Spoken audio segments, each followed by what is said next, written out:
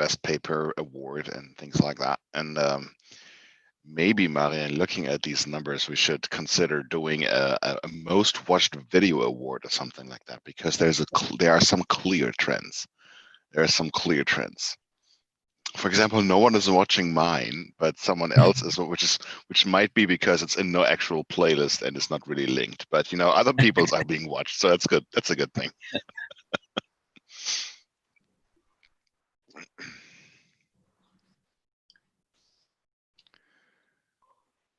I uploaded a test video not too long ago, and obviously no one is watching that.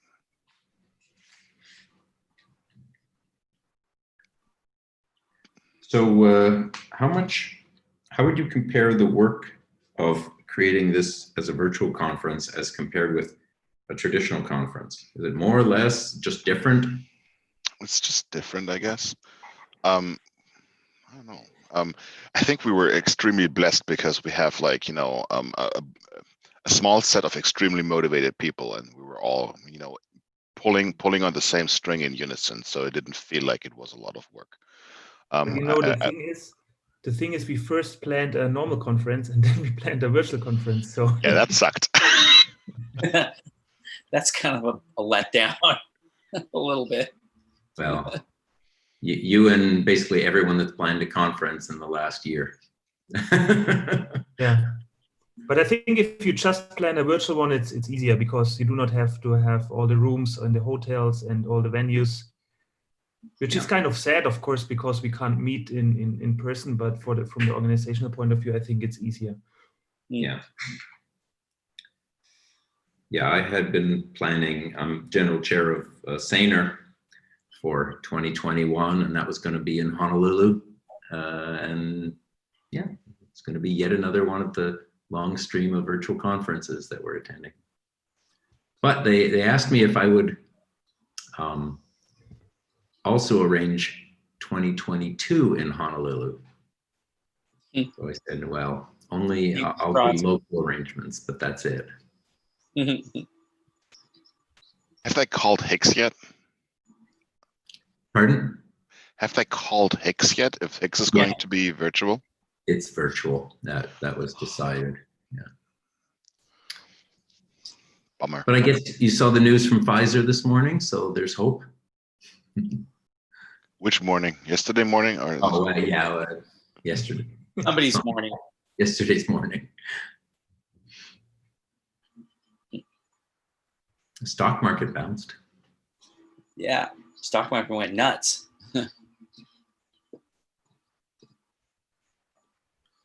And the conspiracies, of course, all started to fly. It's the times we live in. Yes. It's like, what suspicious timing that was. Yeah. Oh, yeah. I've seen that. Yeah. It's like, you never just can't get away from it. Yeah.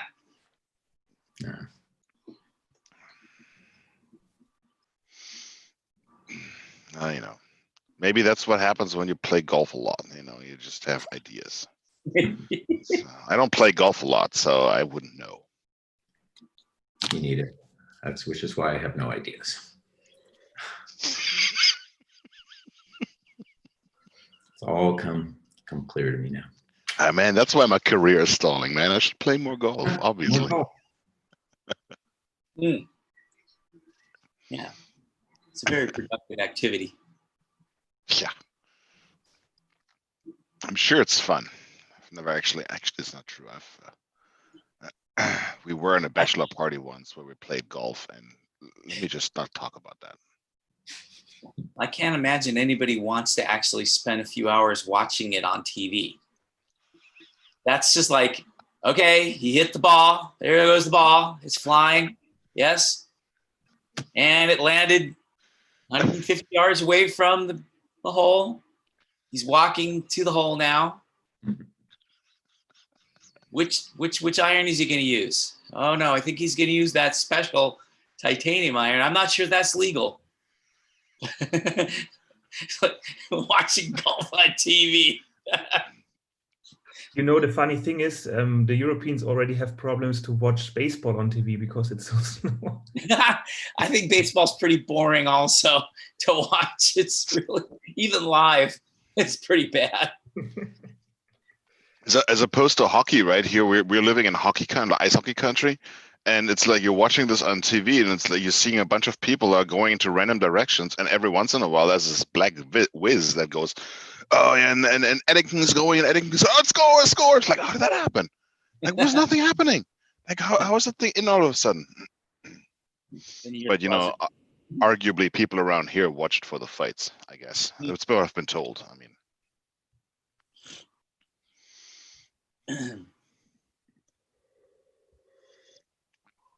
Oh boy. Well, we can get started whenever you want. Just let me go. We're ready? I'm ready.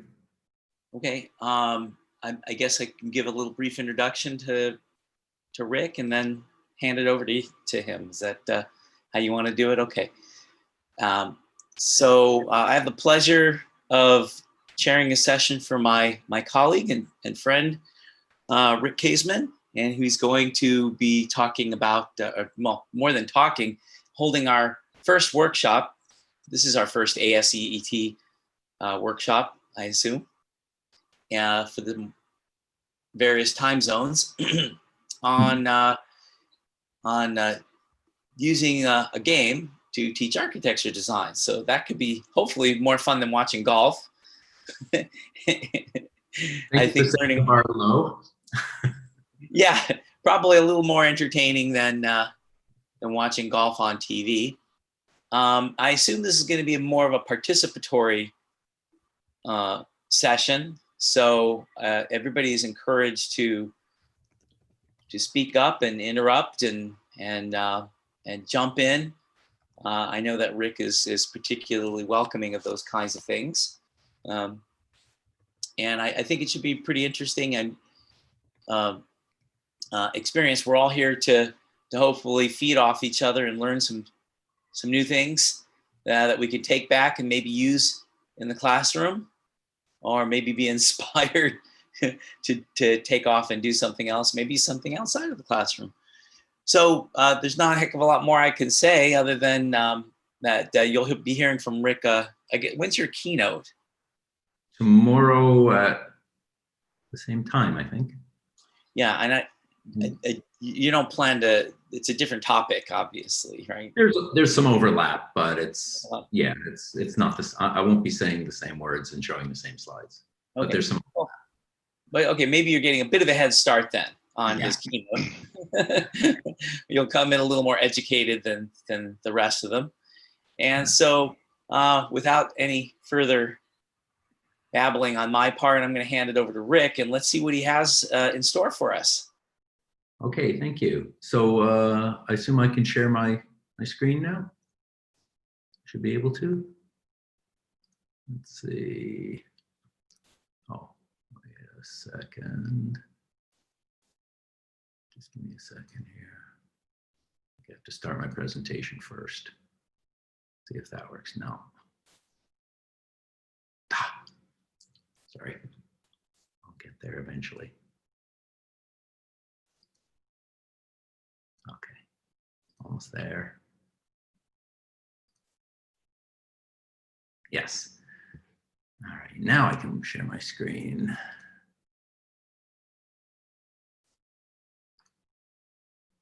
Okay, you can see that slide, hopefully.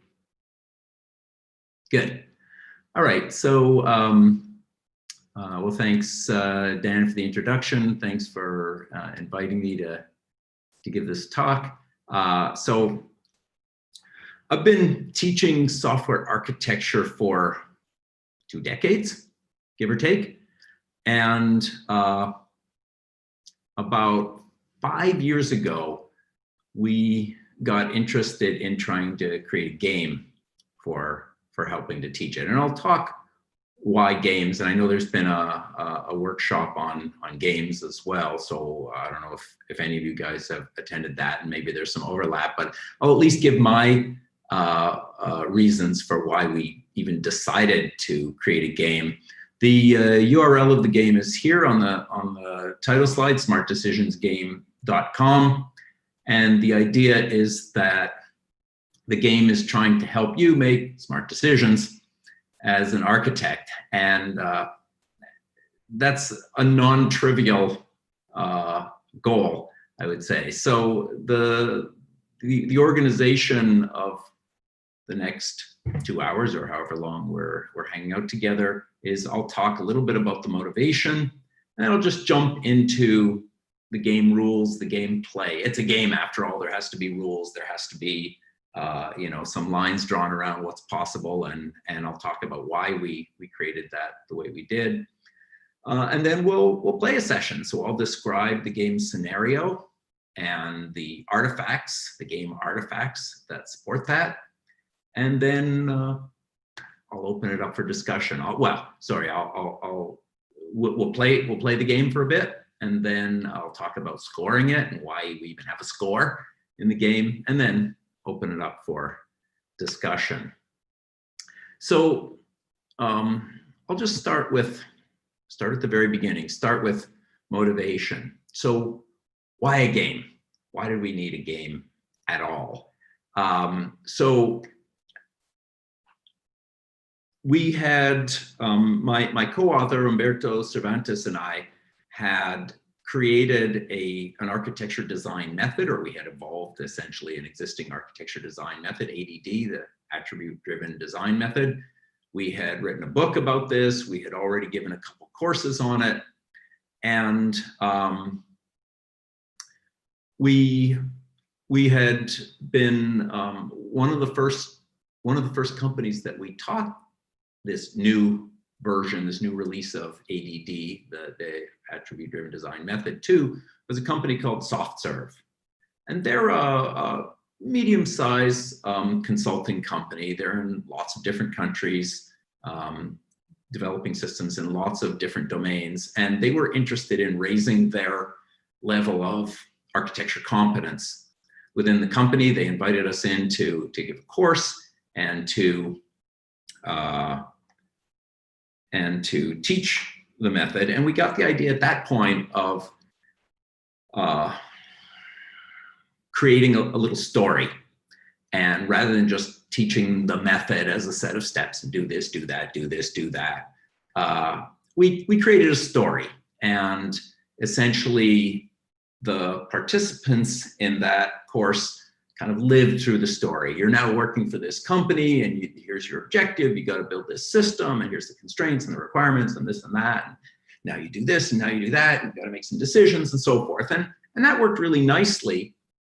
But there was so much enthusiasm actually in the room in that initial offering where we used this story, that we got the idea that, you know, these architects, they're all kind of hot shots, or they think that they're hot shots, and they want to compete with each other. And so maybe we could gamify this even a little bit more.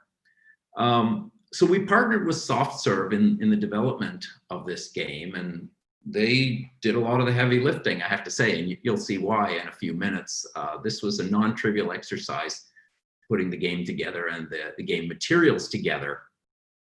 So what was their motivation?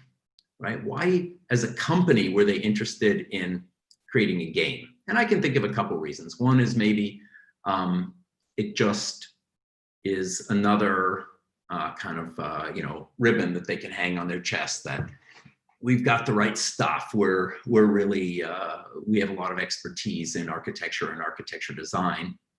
But I think that they had let's say a purer motive as well. And that's that they believed, and we believe, that games are fun, and games are less threatening than tests and exams and sort of traditional forms of teaching and evaluation. And we learn from games. Any game that you learn from, if you play chess or Scrabble or Monopoly or whatever, there's a kind of learning that goes on, like it or not, right? You are learning, you're learning strategy, you're interpreting the rules and internalizing the rules. And we thought that this was actually a good idea, because architecture design, I'm going to say this a bunch of times in the next hour or two, architecture design is hard. And anything that you can do to give people a leg up on that learning process is an advantage. And so we made it so that the game participants, in their case, they did it in teams, but we've also run it where people play the game themselves, competed against the other teams, their rivals, and they had to make good architectural decisions because, you know, there's a marketplace out there, and there are winners and losers. There is better design and worse design. And a game with, if you think of the normal components of a game, there's a score, and you use that score to figure out how well you're doing, your progress, and maybe whether you're better than the person to your left or your right. This is a kind of model of the real world that we live in. So there was a lot of reasons we thought that a game made a lot of sense. But I think maybe, I don't know if it's the most important, an important reason is that games are less threatening. Learning architectural design is hard. I said I was going to say that a bunch of times, and I'm going to say that a bunch of times. And the method is like, oh, there's all this stuff that I have to remember, and all these steps and all these things that I have to do and look up and so forth. And this is a gentle introduction, and it's been very effective. And we've now been using it and teaching it for about 4 years. And I'm a big believer in the use of this game and the use of games in general. So design is hard. Why is it hard? Why is design hard? Well, it's a wicked problem, right? It's a wicked problem. Yeah, absolutely. Design is a wicked problem. There's all kinds of requirements that you have to fulfill. There's all kinds of choices that you can make. The requirements interact, the choices that you make interact. Having made a choice, the nature of the problem itself may have changed. It's a wicked problem. And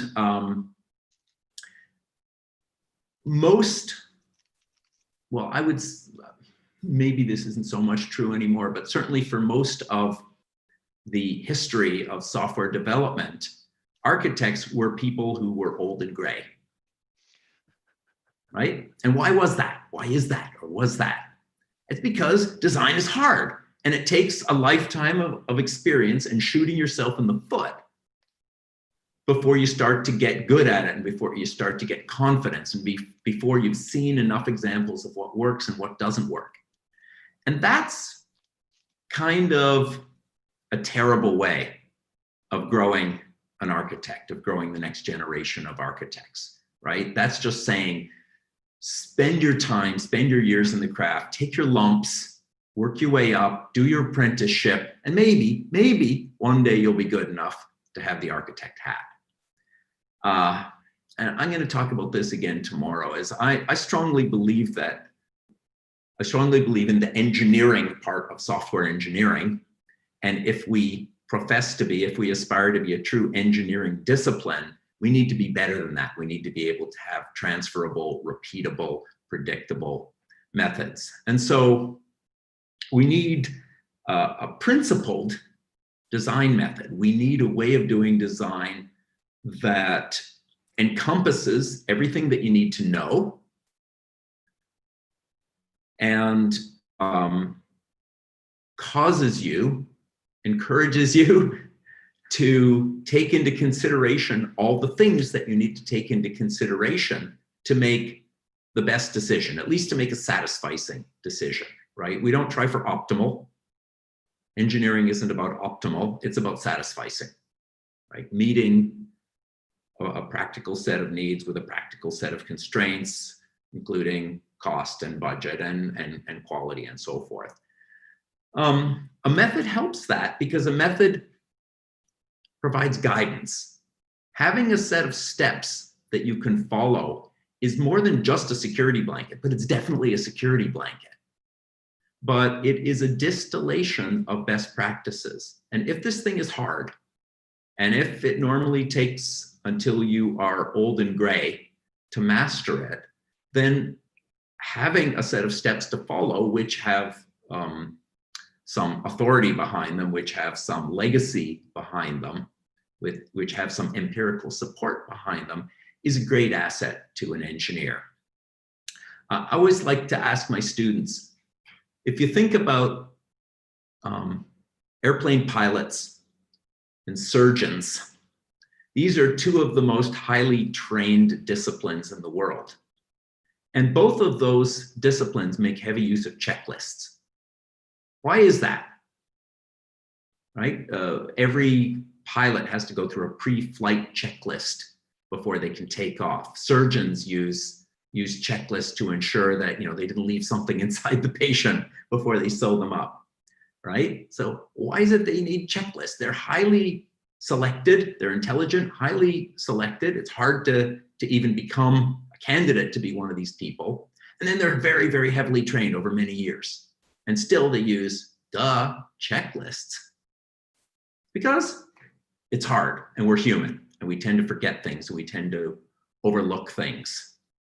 So a method gives you guidance. So I'm not going to spend too much time, but I'm going to just outline the steps of ADD, attribute-driven design, and then we'll see the steps kind of enacted in the game scenario. But before talking about that, let me just put this into some context. So ADD, which you see in the middle of the picture here, is a design method. For that design method to work, you see it's in the middle of the picture. It's actually in a context of other kinds of artifacts that are out there in the world. So they're stakeholders. They're the people who care about the system and how the system's being built and who impose implicitly or explicitly requirements on the system. And maybe you use a method like the quality attribute workshop. That's what QAW means up there in that picture. Maybe you use a method to elicit those requirements, or maybe you just do it from the seat of your pants, but somehow you have to guess, anticipate, or collect your stakeholders' requirements. There's a set of design knowledge, design concepts, and I'll talk about this, which are going to come into play, that no engineer creates designs from first principles. Engineering is about reusing and composing and tailoring existing designs. And then once you have designed something, you should analyze it, right? I mean, that just kind of makes good sense. So where I'm sitting right now, my home in Honolulu, I bought this home about 3.5, 4 years ago, and spent 4 years ago, and spent almost the first year rebuilding it because it was more or less a tear down. And since, it was all termite eaten and all that, and since it was a tear down and needed to be rebuilt, we took the opportunity to move walls and open up sections of walls and make windows bigger and change where doorways were and all this kind of stuff. And I wasn't just allowed to do that. I had to get a structural engineer to draw up the plans and determine what kinds of supports had to go, new supports had to go into the walls, and how thick the foundation had to be poured underneath those supports, and how big the beams had to be to support the new sections of roof that we were opening up, and so forth. And they had to create this plan and they had to analyze it. And why did they have to analyze it? Well, it's the law. Why is it the law? Because I guess some clever lawmakers decided that it was better to do that than have the roof fall down on Rick's head. So, and thank you for that. So, that's just the nature of engineering. You make design decisions, you analyze those design decisions. So,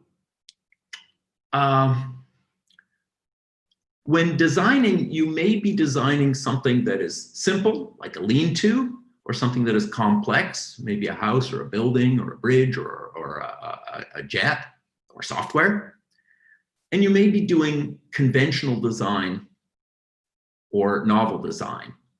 Most design is conventional, and that's the good news, right? Most design is precedented. Most people are building systems that are similar to other systems that other people have built or that they themselves have built in the past. And that's the good news. Yes, there are exceptions. Yes, there is the Sydney Opera House, right?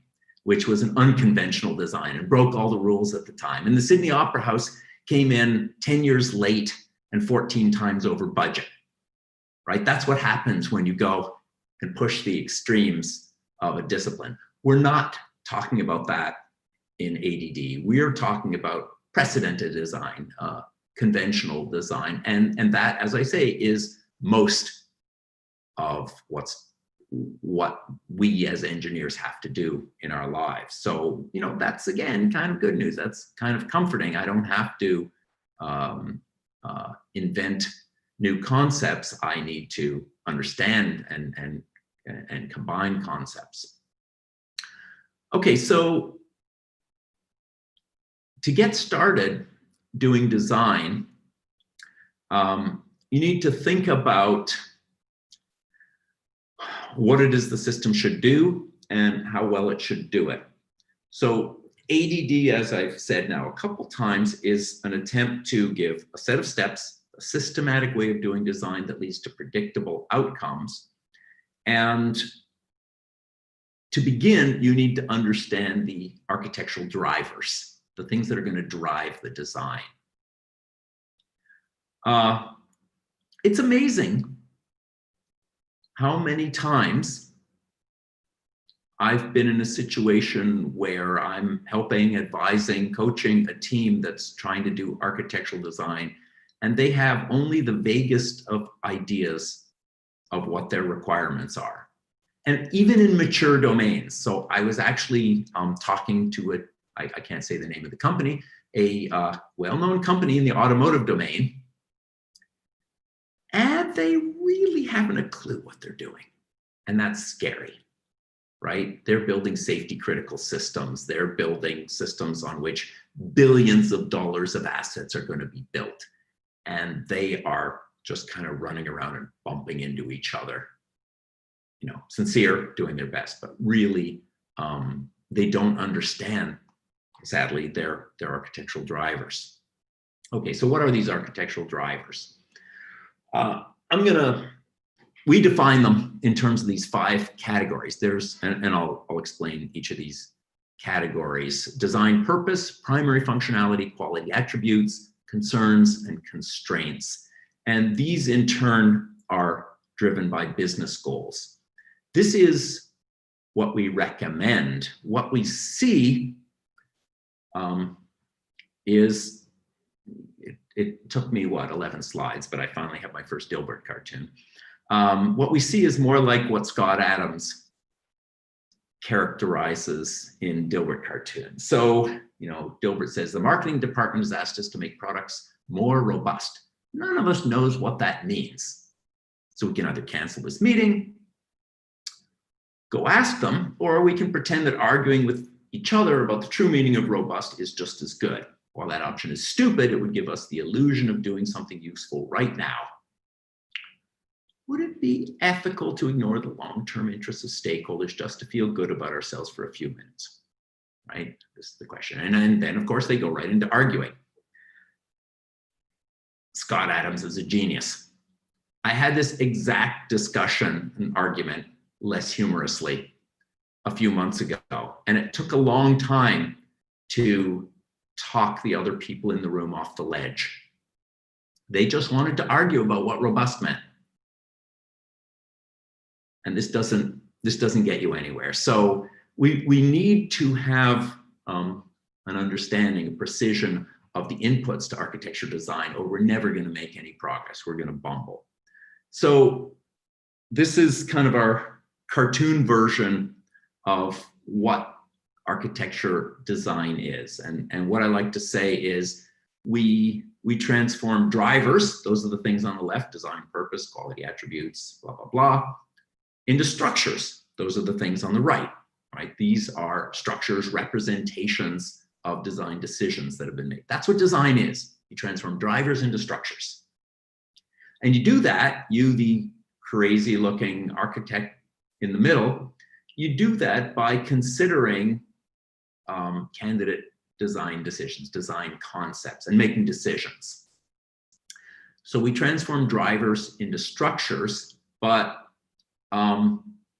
therein is the mystery, right? So I've always loved this cartoon. You know, I think you should be more specific here in step 2, right? This is, for a lot of people, how design works, is think very hard, voila, design concept comes out. You know, that's not a repeatable method. That's not engineering. So we need to do better than that.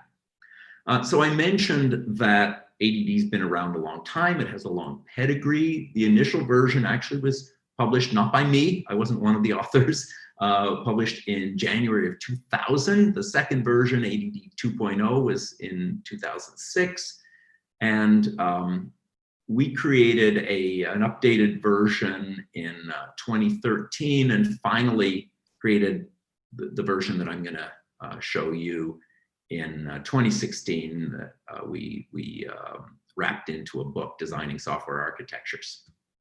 Okay, so let me quickly go over the steps. And the reason I want to go over the steps is because the steps are the steps of the game, right? So the method is realized in the game. The game is used to walk people through the method, to bring the method to life, to give people a little bit of experience in a non-threatening way about how to use this method.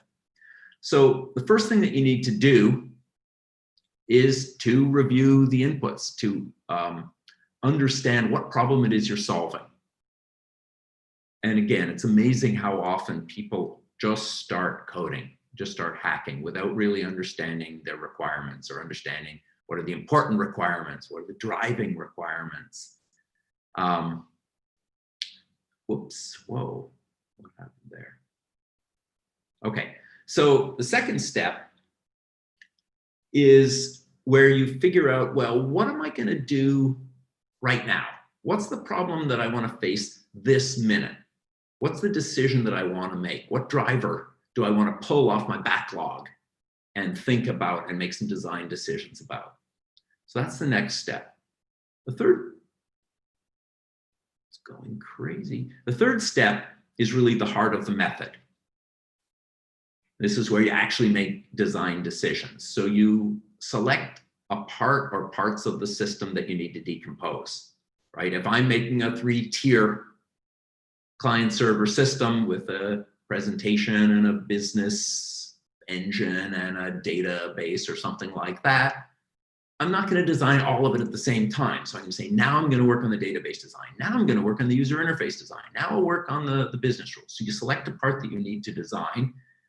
Once you've selected that part, you need to identify the possible design concepts that you could use to realize that part. These may be more or less abstract. I'll get into that in a minute. And then you make some decisions and you choose some things and you instantiate them. I'll talk about that.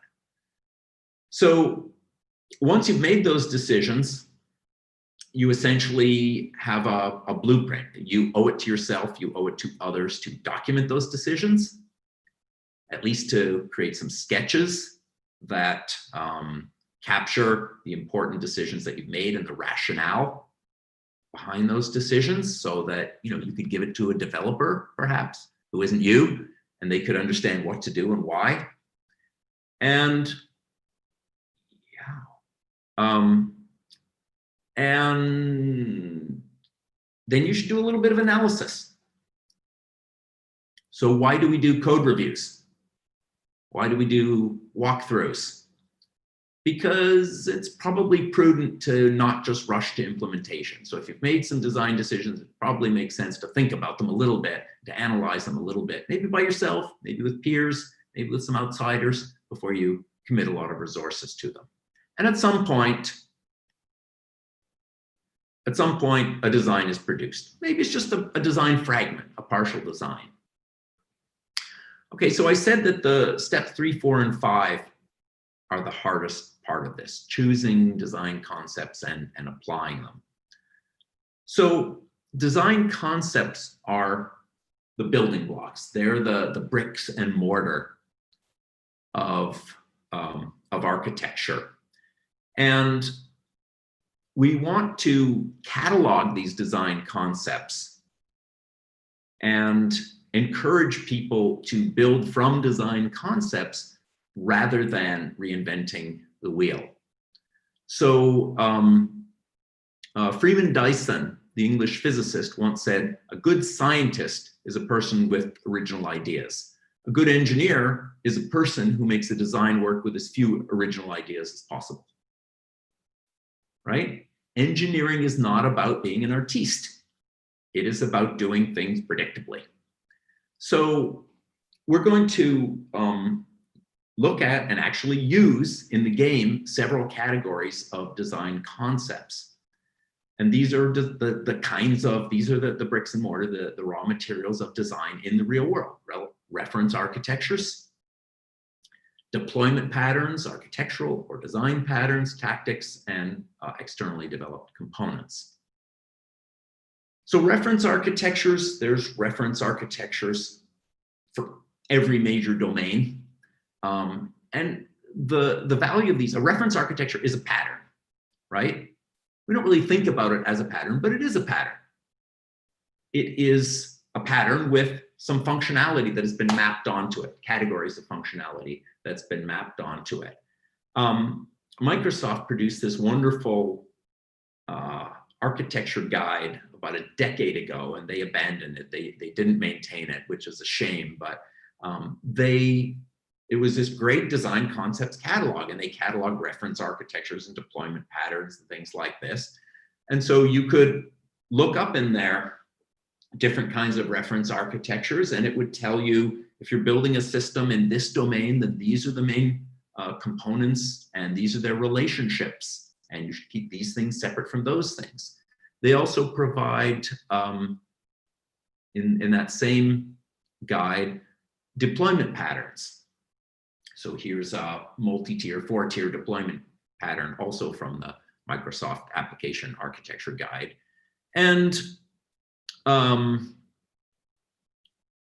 you know, they did this because they felt it was good for their business, right? A lot of these patterns were realized by .NET, the .NET framework. And so this was a way of helping people use the design concepts that they provided and furthering their business. Okay, so reference architectures are a kind of pattern, deployment patterns are a kind of pattern. They're about how to physically deploy your software onto resources, right? There's lots of cloud deployment patterns these days, multi-tenancy and shared components and different microservices deployments and so forth. And there are architectural / design patterns. And I say architectural / design because the barrier between them is murky. There is no barrier, in fact, between them. So patterns are just a concept, an organization, a solution to a recurring design problem, and they exist at different levels of granularity. And they typically address different quality attributes. Why would I want to use publish subscribe? Well, I probably want, you know, I'm worried about extensibility of my architecture and being able to modify producers of data without affecting consumers of data and not knowing precisely the numbers and how they're going to be wired together. Why am I going to use leader follower? Well, that's not about extensibility or modifiability. That's about performance, right? Handling asynchronous requests and sending them off to workers that can do something about them. So different patterns exist to solve different kinds of recurring problems in the real world. And don't ever get into an argument about what's an architectural versus design pattern. That's a boring argument and you will never win, or at least no one will ever admit that you win. So, you know, just use patterns, and there's so many catalogs of patterns out there. I have personally own 3 books on security patterns, just security, right? So there's lots of resources out there. We're not quite as rich as other engineering domains where we have established handbooks that are this fat that will catalog everything, but kind of between blogs and websites and Stack Overflow and books and so forth, we do have a rich set of design concepts. So patterns are handy because they come with a problem and a solution and some rationale and a cartoon, a picture. And so they allow us to reuse the wisdom of people who have gone before us in a way that is abstract, but not too abstract, that we can fairly easily apply it to our problem. And we'll see an example of this as we're working through the game. Getting even a little more abstract are tactics. And tactics are what we call building blocks of design. Tactics are more primitive design concepts. So tactics for modifiability are things like abstraction and encapsulation and restricting dependencies. And if you think about the layers pattern, that's really a combination of those kinds of tactics. To do layers properly, you have to restrict dependencies, you have to encapsulate, you have to abstract, and so forth. And so there are, tactics are also design concepts, and there are these categorizations of tactics that we've created that lay out the space of design possibilities for a quality attribute. If you want to make a system with high availability, you need a way to detect faults. You need a way to recover from faults. You need a way to, or you might want to try to prevent faults. Well, how are you going to do those things? Well, how are you going to detect faults? Well, you could use ping echo. You could use monitor. You could use heartbeat. You could use exception detection. You could use blah, blah, blah. This is a taxonomy of the possible design approaches. So you can use this in a proactive way to make design decisions, or you can use this in analysis to check the design decisions that you've made for completeness. The final kind of design concept that we use in the real world are externally developed components. So nobody creates a system from scratch. Nobody creates a system from the ground up, right? We all build on top of other technologies, components, frameworks, products, and we incorporate those into our design. So patterns and tactics are abstract and reference architectures are abstract. We associate technologies, externally developed components, with these abstractions to realize them. I mean, not always, but in many, many cases, right? Obviously, you're going to do some unique development. That's what makes your system your system. But you know, how many people are going to write their own database, or how many people are going to write their own encryption algorithm or their own authentication server or so forth? You're just going to use and reuse these components.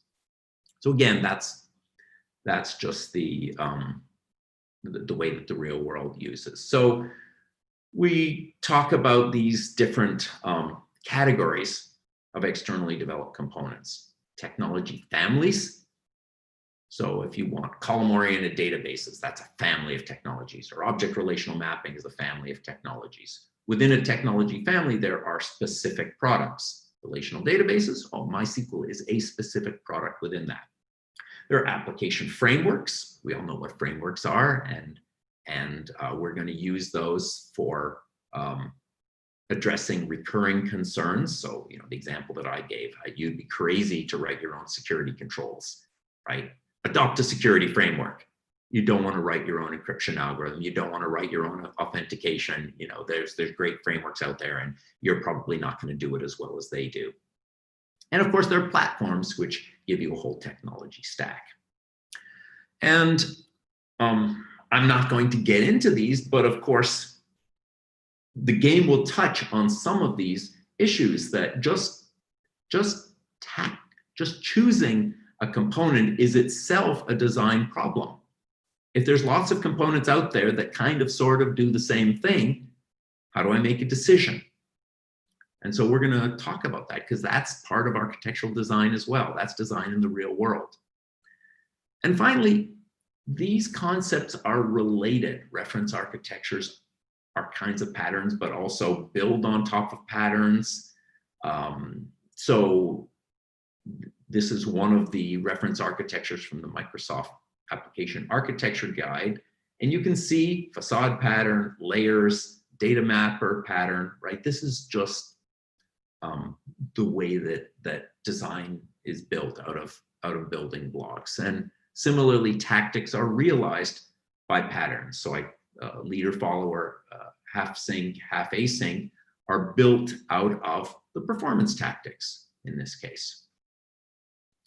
And frameworks tend to realize tactics and patterns. So, you know, in the Spring framework, you use inversion of control and dependency injection and the factory patterns and proxy patterns and so forth. Okay, what's the point? That was a lot of stuff, steps of the method, and then a collection of concepts upon which design is based. It's important to catalog all that stuff. That's my contention, because design is hard. Said I was going to say that a bunch of times. And learning design is hard. It just is. And not everyone is good at it, but my experience is that people can be made better at it through practice or encouraged to become better, and they can be guided to become better. But that means we need to find a way to guide. Methods only provide part of this. They tell you what to do next. Okay, I just did step 3. Let me see what step 4 is. Okay, I think I can do that. But students need other kind of guidance as well. They need examples. They need reference materials. They need catalogs of concepts. And they need experiences, and that's where the game comes in. Game is a kind of synthetic experience which has low risk, right? So let's now talk about the game. How am I doing for time? Okay, good. Do you guys want a break in the middle? Like this?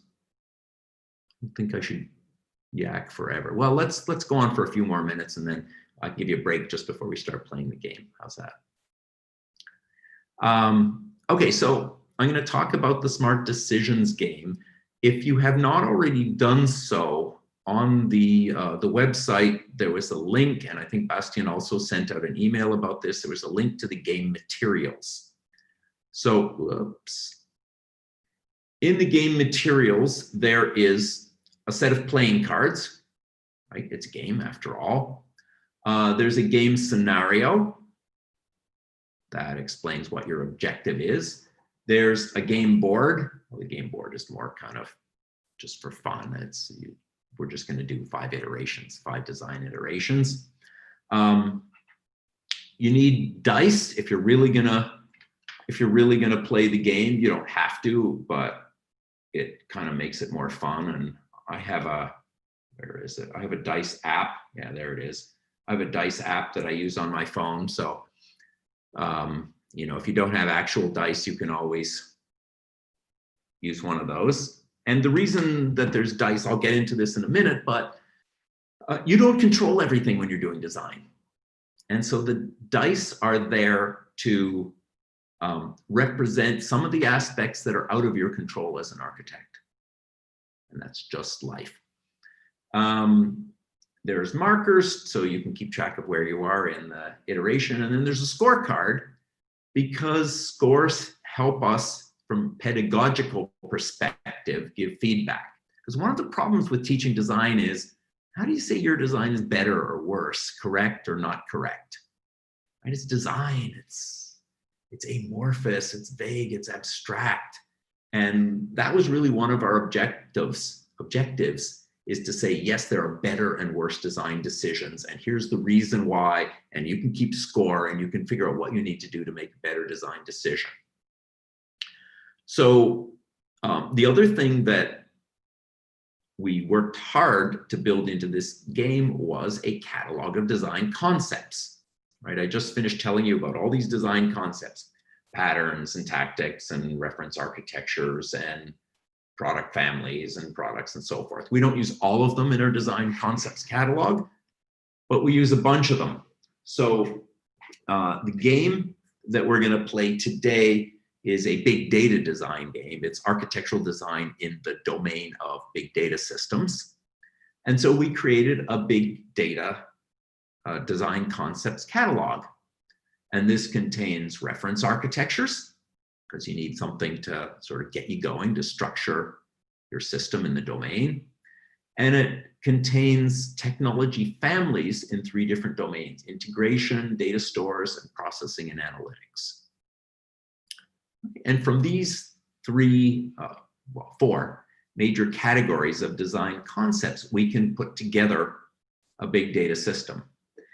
Each of these design concepts, when you get down to the leaf nodes and the nodes one above the leaves, the products and the product families, each of those are represented by game cards. And the game cards are in that zip file. There's PDFs of the game cards in the zip file that you should have received before the game. So you can see here, document-oriented is a family of products. And within that family, we list a couple examples, MongoDB and CouchDB. Okay, so when we do design, we make decisions sometimes to choose a family of products. Oh, I'm going to use a flat file here. I'm going to use a relational database here. I'm going to use a NoSQL database here, right? That's just choosing a family. And then we have to choose specific technologies to flesh out that design. Okay, so that's the game materials. That's the game board, essentially, and the chips and the markers and so forth. So let's now cycle back to ADD, but in the context of playing a game. We need to start with the story. What's the game story? What's going to motivate the game? What are the inputs to the design process? So as I said, we are developing a big data system in this game. And so the idea here is that you're building a system that is going to collect logs from web servers. You have hundreds of servers, there's massive logs, terabytes of information from multiple sources. And you have 3 kinds of users or categories of users that you want to support with this system. There's your operations people, support engineers and developers, and they want to be able to monitor the system in real time. Are we being attacked? Is something down? Do I need to, reconfigure, respond, change something? Is my phone going off, paging me because something's going on? So they need real-time information, and they need to be able to do full text search on the data in these log files because they may be looking for patterns or trends. They're managers, and the managers want to see historic reports, right? They're keeping these logs for a reason. I want to see if blue beach balls are selling more than purple beach balls, so I know which ones to put on sale next week, right? So managers want to look at data and be able to do analyses over data and look at trends in data to make management decisions. And there are data scientists who want to look at historical data. So why is it that people under 30 on the East Coast are buying yellow beach balls, but people over 30 on the West Coast are buying purple beach balls, right? So they want to try and understand the data more deeply. So each of these stakeholders is represented by a set of use cases that motivate the game in part. So use case 1, on-duty staff, operations staff can monitor the current state of services and IT infrastructure through a real-time operational dashboard to quickly react to issues. Second one is about troubleshooting, that these guys can do troubleshooting and root cause analysis by looking for patterns in the logs and filtering log messages. The third use case is for managers. They want to be able to look at historical information through predefined reports in their corporate BI tool, right? They have ClickView or Tableau or something like that, and they want to be able to visualize their reports. And they might want to look at system load over time or product information. And the fourth use case is for that third group of users on the bottom, the data scientists who want to be able to do more ad hoc data analysis to look for patterns and correlations. In addition, there's a whole bunch of qualities of the system that you would want for a big data system. And of course, not every big data system is going to be the same, but this is our game scenario. So the system shall collect 10,000 raw events per second on average from up to 300 web servers, right? It's big data. System shall provide static reports over historical data, less than 5-second report time for product and IT managers. There's a performance. These are all performance concerns. You need to be able to provide ad hoc analysis over historical data with human time queries for data analysts, less than a minute. You need to provide full text search and ad hoc analysis with human time queries, less than 20 seconds for the last 48 hours of data. And you need to automatically refresh the real-time monitoring dashboard with new data, less than 1 minute latency for the last 48 hours of data. There's other requirements than just performance though. We would like, in terms of compatibility, we would like the system to be built from components that can integrate with each other easily, minimal coding or ideally no coding. We have a reliability requirement. We want to ensure no message loss in our system. We have an extensibility requirement. We expect to be adding new data sources, new servers, new logs. So we want to be able to add these just by updating configuration or metadata and do this without interrupting ongoing data collection. Scalability, we need to be able to store data for the last 60 days, 1 terabyte per day, so about 60 terabytes in total. And we have an availability requirement. The system has to be able to survive even if an individual component or node fails. Sorry, just move this. All right. Okay, so another thing that systems have in the real world, what's going on there, is constraints. So there's a cost constraint that your manager would prefer that you build this system out of open source components and only use a proprietary technology if you can really make a good value for cost argument. They want the system to support both a private and public cloud deployment. And so that means you want to keep technology decisions as vendor agnostic as possible. And you need to be able to use the corporate BI tool with a SQL interface like MicroStrategy or ClickView or Tableau. So that's the game scenario. Those are your marching orders as an architect.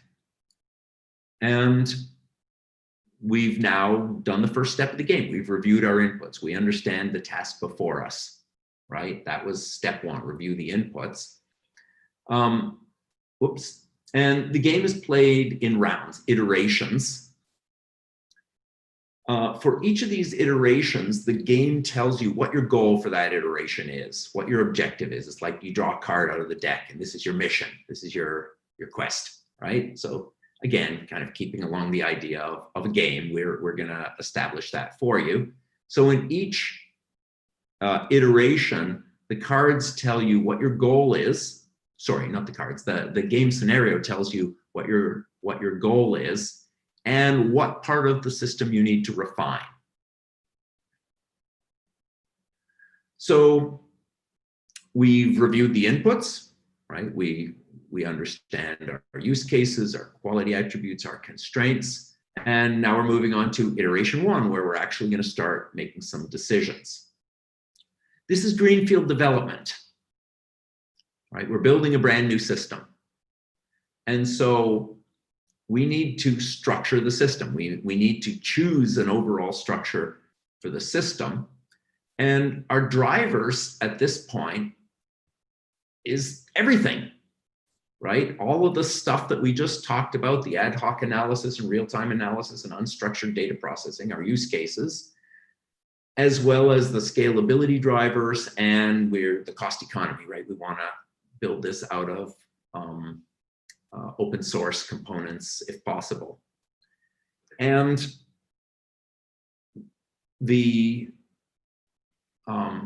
once we've reviewed the inputs and selected our drivers, we have to choose an element of the system to refine. So that element of the system is the system, because we haven't made any decisions yet. So initially, and this is true of every architect who's facing a brand new design, is you're facing the blank page. You've got nothing, and now you have to make a decision. So this is iteration 1. We're going to play iteration 1 together.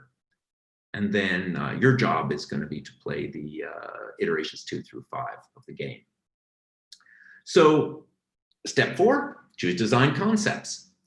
Well, we've provided you with a design concepts catalog, the cards, and those design concepts consist of reference architectures, technology families, and specific technologies, right? That was, whoops, that was the, hey, put that. That was this guy, the design concepts catalog. Yeah. So we need to now make decisions. Choose some of these to go from the blank page to something, some architectural decisions.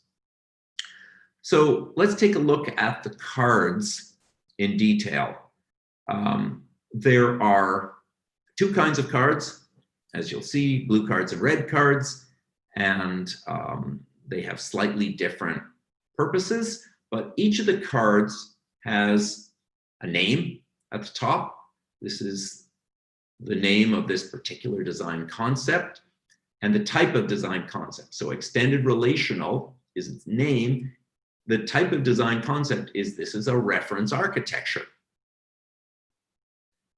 Then there's a description, just a sentence or 2 description. There's a little cartoon. And then we give a set of influences on the drivers. So how do you make decisions? You need to figure out what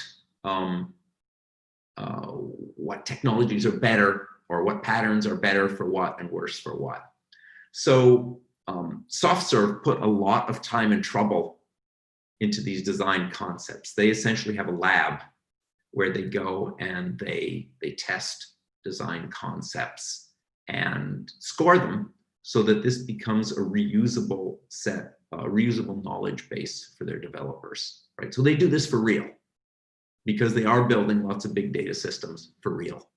And so this is something that they just do. It's like Consumer Reports is always testing, you know, televisions or tires or something like that. Well, they're doing this with design concepts.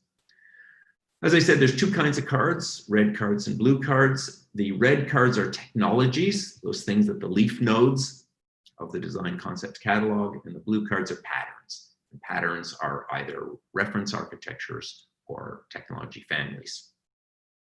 Okay, so we know what our drivers are for the iteration. We know what element we have to refine. We don't have it, we haven't made any decisions, so we need to make a decision. And our decision is to choose a reference architecture. We need some way of structuring the system. So these are the alternatives from our design concepts catalog: extended relational, pure non-relational, data refinery, or lambda architecture. And you can now go and look at those cards. They're here, but you can look at them if you've downloaded the PDFs. And you can look at the ratings, and you realize that each of these cards has ratings for more qualities or more concerns than our drivers. And that's always the case, right? We're focused, let's say, on performance, but not availability, or we're focused on availability, but not extensibility. So you only worry about the drivers that you worry about, the ones that you care about.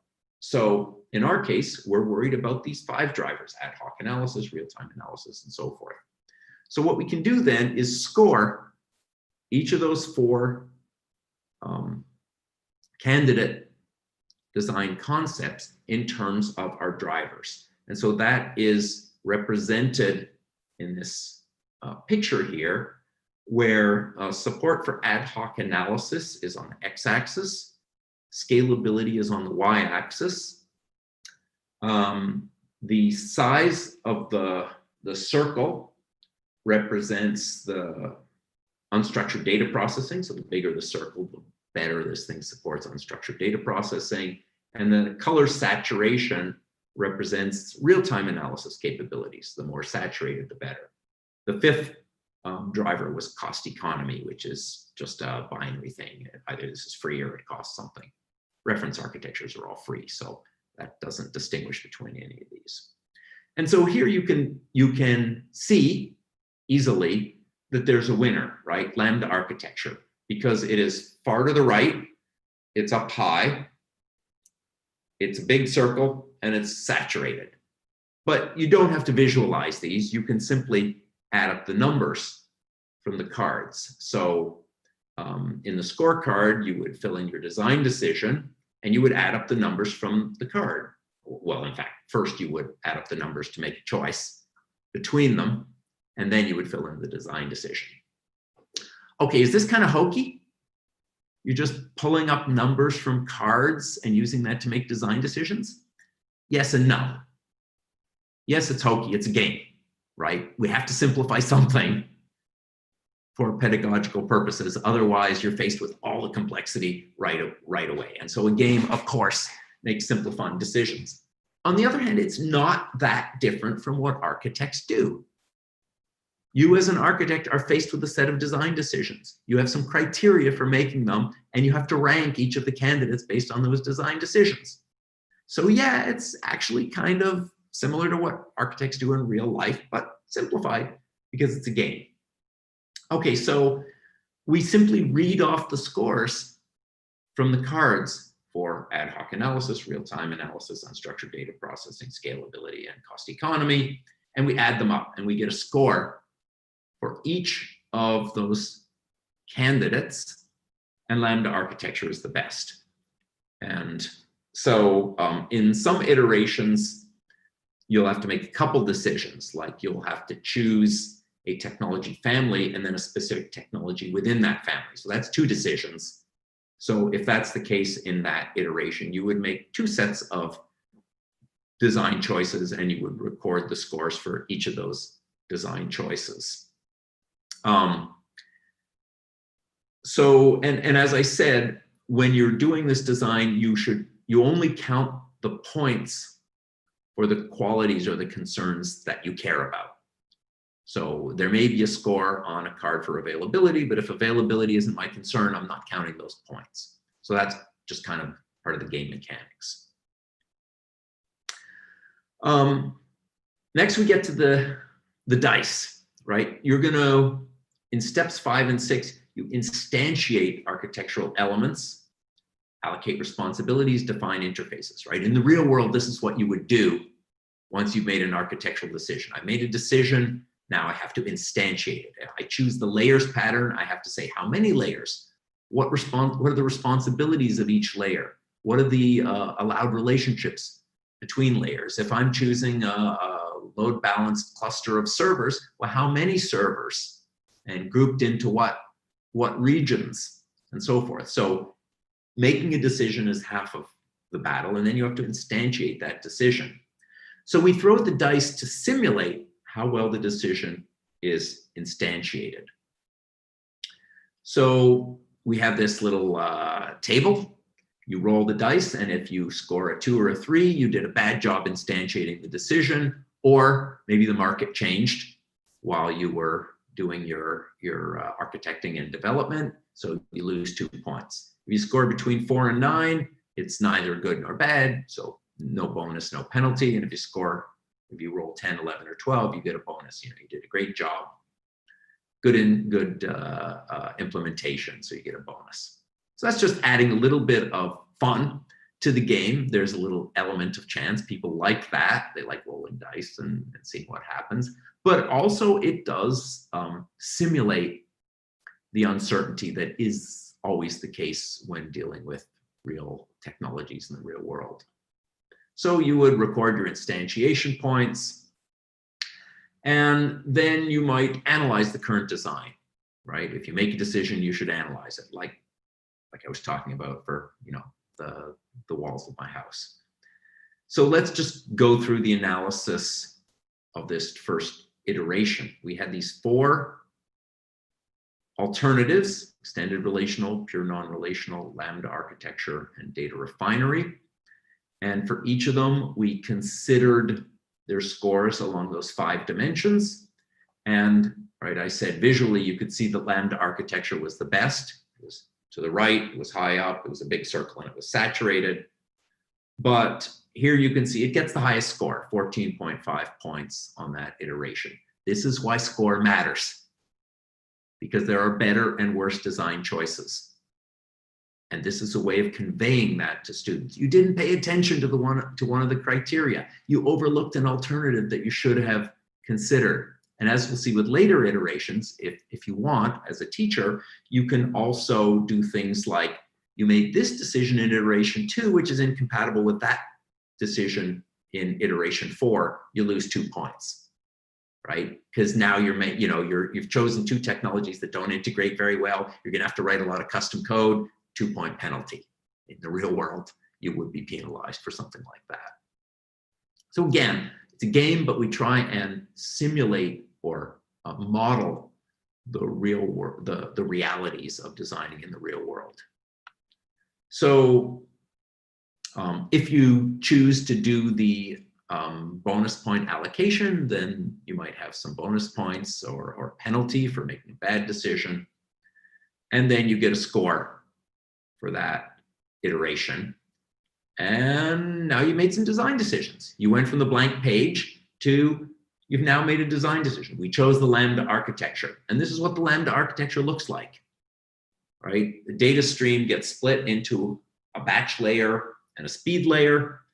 And within the batch layer, there's a master data set. You do some pre-computing, and then you create batch views. And in the speed layer, you compute real-time views. And both of those get feed into this external query and reporting thing, right? The Tableau or whatever visualization BI tool that they've chosen. So, yay, we did iteration 1. We've made some decisions, but the game has 5 iterations. So what I think we should do is I will briefly explain iterations 2 through 5, and then if you guys like, you can try playing the game yourselves. I'll give you a few minutes to do that, and then we can have a discussion after that about the utility of the game, or the how you integrate that with the curriculum, or whatever else you guys want to discuss. So let me just briefly go over the iterations.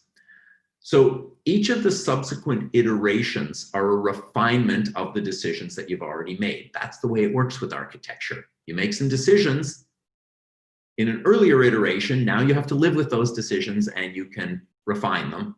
I mean, sure, you could back up and undo and then redo those decisions, but that's not how the game works. So we're just trying to do it in a relatively straightforward fashion, where the decisions that you've made, now you need to refine them and realize them until you get to a design that you can build. So in each of these iterations, what you're going to do is refine some of the components of the Lambda architecture that you've already chosen. So first you have to refine the data stream element.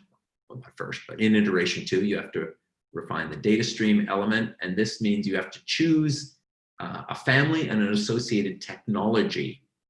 So it's a data stream. You're collecting data from server logs. And so the choices are either a data collector family or a distributed message broker family. And within each of those families, there are associated technologies. So data collector, you could use Apache Flume, Logstash, or Fluentd. Distributed message broker, you could use Kafka, RabbitMQ, blah, blah, blah, right? So we lay out in the game scenario your mission for each iteration. And we then give some hints as to, well, these are the cards you should be looking at. And we also give some tips like pay attention to this detail. Look for an option that can be deployed on-premise and on cloud, because that was one of the constraints back when we were enumerating the architectural drivers. Again, trying to make this as realistic as possible while still being a game. Okay, the next iteration, you're going to refine the master data set in the batch layer. So you could either use just the file system, you could use a distributed file system, or you could use a NoSQL database like a document-oriented or a column family. So each of these are families. So you're just selecting one card, selecting one of those families. And again, there's a tip as to what to look for. Then iteration 4, you're going to refine the batch views component of the Lambda architecture. So here again, you're going to select 2 cards, a family and an associated technology. So for the batch views, you need a data store. So you can choose document-oriented or column family. And again, one of the technologies associated with that, or an interactive query engine, and the technologies Impala, Apache Hive, or Spark SQL for that. So one family and one associated technology. And again, the tips on the side help guide you as to what to look for. And finally, you need to refine the real-time views element. And once you have done that, you will have made a set of decisions that are enough to really flesh out the Lambda architecture such that you could head to implementation. So, or at least prototyping. So in iteration 5, you refine the real-time views element, you select a family and an associated technology card, and again, don't have to go over it, we scope that for you and say, these are the families and associated technologies that you should be paying attention to solve this problem. So it's a game.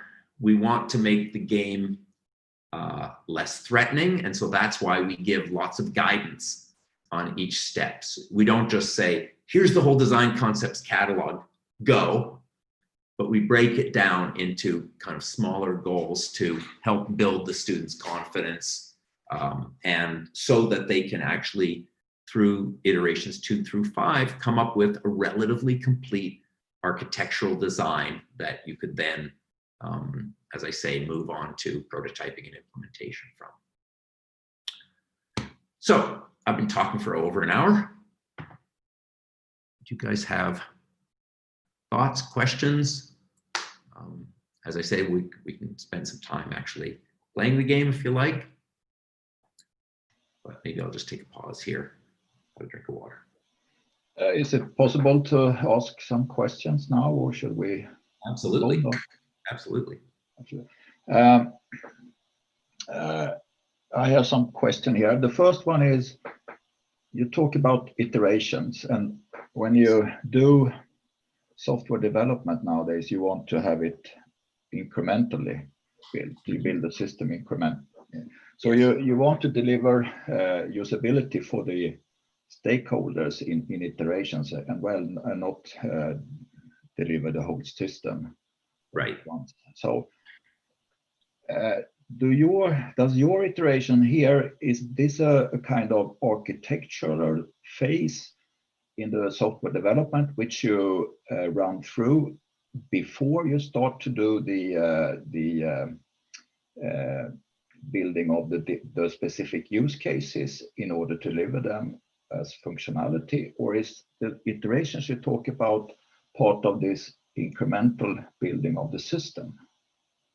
I don't get that, because I think you need to be a little bit careful here when you talk about iteration, because where are you in which phase are you in the total development of the product? Yeah, so one of the things that I kind of flew over, didn't really spend any time on, is this notion of design purpose. I talked about that way at the beginning when I was talking about the architectural drivers. And so one of the inputs to ADD is what are you trying to achieve with this design iteration? So it may be that all you're trying to do is to build a throwaway prototype, in which case you might do very little architectural design, but you still might, you still have to do some thinking, right? You can't just start hacking. You may be building a piece of a system that you expect to be an evolutionary prototype or an MVP that you're going to build on top of. You may be building a precedented system in a mature domain, in which case you perhaps want to do quite a bit of architecting up front because you already have a very good idea as to what the requirements are and what the pieces of the system will be and what commercial components you're going to use. So that design purpose will guide you as to how many and how detailed iterations of ADD you will do to meet that goal, to meet that design purpose. So we do not assume that you're going to do all the design up front, although you might, but almost no one does that these days. But you know, if you're building industrial infrastructure or a space probe or something like this, then yeah, you kind of have to do that. You know, there are domains where that's just the nature of the domain, and so we should not preclude that, even though lots of systems are built in more iterative and incremental ways these days. So I think the method is agnostic with respect to that. That is one of the inputs to it. Okay, but I'm not sure I catch you really, because do you say that you during your iterations here now is if you go, for example, through this first iteration, do you provide, if you go through the speed layer here, for example, I mean that's mapping one of the use cases actually, and one of the stakeholders, because that's the real time. I mean the operational staff that wants to have that. Do you run it through so you also deliver some end user ability to test the architecture then and see that it works with some prototype at the end, or you certainly could. You certainly could. So, you know, a lot of people who have been writing about agile architecture have been using concepts like the architecture runway or the skeletal architecture or walking skeleton, things like that, where you need to provide enough skeleton, enough framework, enough runway to get something running such that you can demonstrate end-to-end functionality. But that doesn't mean that you're fleshing out all the parts of the skeleton, right? So that could certainly be the case here. Now, in the case of the game, we wanted to show a kind of complete system just so there was a feeling of, you know, you did an entire design through these iterations of the game. But that's certainly not the only context. No, but because I think one of the hardest things that you have to face nowadays is actually to build system incrementally and keep up with an architecture design behind it, because the stakeholders need to benefit from the solution as quick as possible, so they get some money in return. And this is a dilemma, I think, because where do you? So when I discuss this with my students, I always say that if you are not certain about the architecture, if you can't go by the book in some way, if you are not certain about the architecture, you need to pick out the most architectural critical use case that you have among your stakeholders. Yeah, and in order to minimize risks, then you need to find the architecture for that one. And then you need to do some ad hoc thinking. Will this skeleton, as you say, will it be sufficient for building the rest of the use cases for the stakeholders at the end? And this is, I mean, this is a very critical part when you take on these architecture decisions. Yeah, oh, absolutely. I agree exactly. Do you Elsewhere, does it come into the play somewhere in the game somewhere those thoughts? no, Or that's this not, among the drivers? that's not explicitly part of this instantiation of the game. I imagine you could come up with a different game scenario and perhaps we would have to think about how that would that require different cards, but it's just a different game scenario, it seems to me. Yes. You know, you do a couple iterations, you do some prototyping, you roll the dice maybe, and you know, your prototype is a flop. Now you have to go backtrack and, you know, choose a different technology, something like that. Okay, but then I think I catch it, and I think it's a very good idea, because what you need to do is to learn the student the basics, and I think you need to postpone that kind of discussions later on in their education, because they need to know about these things. I have more questions, but maybe someone else want to ask something in between.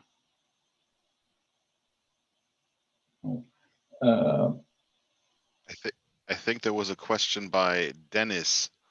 Yeah, he's asking, where can you look at all the possible alternatives, and where can you find drivers for each iteration? All the possible alternatives, like design alternatives? I'm not sure. I can ask in voice. I download both archives and from the site and from the Slack system. I look through all the PDFs for big data, and I cannot find the map with alternatives, with families and list of technologies. So, you're saying you don't see the whole design concepts catalog? yes. So I can find the presentation about what you're showing right now like this, but it's only if my person chooses the Lambda expressions or Lambda technology and what will be after it. So I don't know what I need to choose if I want to play in different case or situation, something like this. Right. So this is the design concepts catalog. And as I said, everything in blue or red in this catalog is represented by the cards. The blue or the red. Yes, I get it, but this catalog is not in the archives. No, but the cards are. And that's, I mean, basically, that's all that the catalog is the cards, other than you know, these high level categories. But there's no additional design concepts that aren't in the cards. No, I get it, but it's not so clear if I want to choose this technology or this pattern, what I need to do next, what I need to define in the next iteration.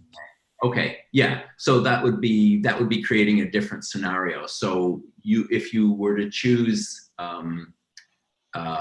let's say, extended relational or traditional relational, you would have a different scenario that would walk you through a different set of design decisions in the game, or you could choose a different reference architecture entirely. But when we created we've now created 3 instances of the game.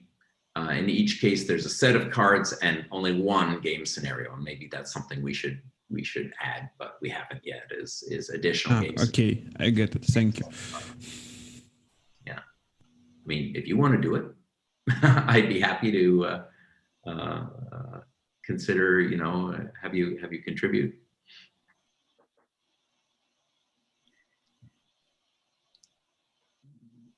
Any other questions? I have another question, and this, for example, when you had the iteration 1 now in the game, you selected this Lambda alternative,